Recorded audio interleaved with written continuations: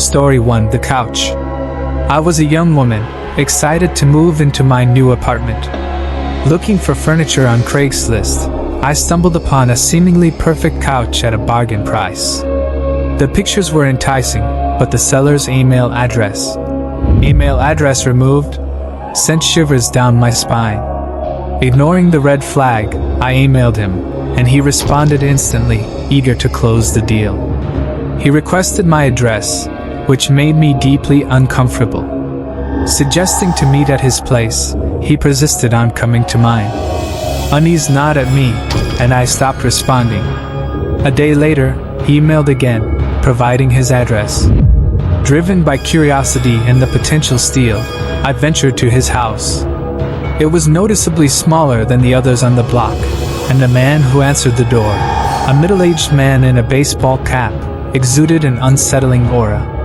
He led me to the living room, where I saw the couch. It was far from the pristine condition depicted in the photos. Torn and scuffed, it was clearly not worth the price. I pointed this out, and he simply smiled, offering a further discount. Declining, I began to leave, but as I reached the door, he placed his hand on my shoulder, his voice dropping to a raspy whisper. He offered the couch for free, but only if I was willing to give something back. Disgusted, I fled his house, not even daring to look back. That night, as I lay in bed, the unsettling encounter replayed in my mind. Then I heard heavy footsteps on my porch. My heart pounded as I muted the TV and cautiously tiptoed to the peephole. The hallway was empty, but the sound of someone fiddling with the doorknob sent chills down my spine. I retreated to the bedroom, grabbing my phone and dialing 911. As I waited, the sound of the backyard gate opening and closing filled the silence. The police arrived just as the sound returned, and whoever was lurking outside vanished. This incident, a month ago, still haunts me. I can't shake the feeling that the man followed me home. The coincidence seemed too great. Needless to say, I'm done with Craigslist. I'm also on the hunt for a new apartment, one with better security. Story 2: The Car. My son's birthday was approaching, and I was determined to find him the perfect car. After scouring the usual websites, I found a promising lead on Craigslist, a Toyota Camry with low mileage and no reported accidents, all for a remarkably low price. The seller lived a reasonable distance away, so I called to arrange a viewing. The man on the phone, who introduced himself as Bob, sounded friendly and assured me the car was in pristine condition. Armed with cash and a healthy dose of skepticism, I arrived at Bob's property. It was a small house with a large yard, isolated from neighbors.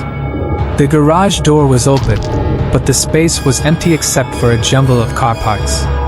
The Toyota Camry was nowhere to be seen. The only other vehicle was an old pickup truck. Approaching the front door, I confirmed the address. The doorbell was missing, so I knocked, waiting for several minutes before deciding to call Bob again.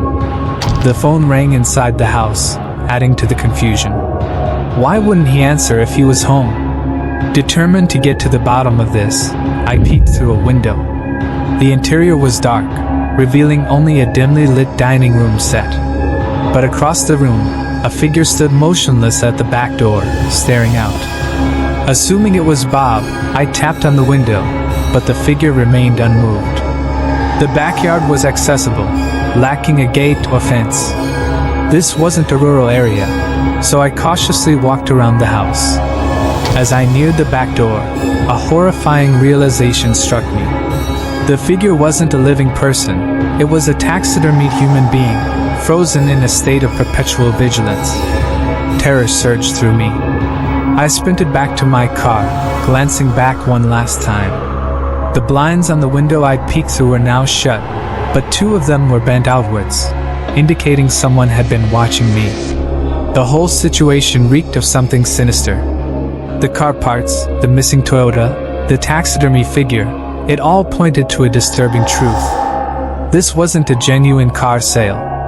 I was likely targeted, and the thought of becoming another lifeless statue chilled me to the bone. Story 3: The Phone. A year ago, I was on the hunt for a new iPhone. On Craigslist, I found a seller offering his phone in mint condition for an irresistible price. Eager to upgrade, I contacted him, despite my limited knowledge of phone testing.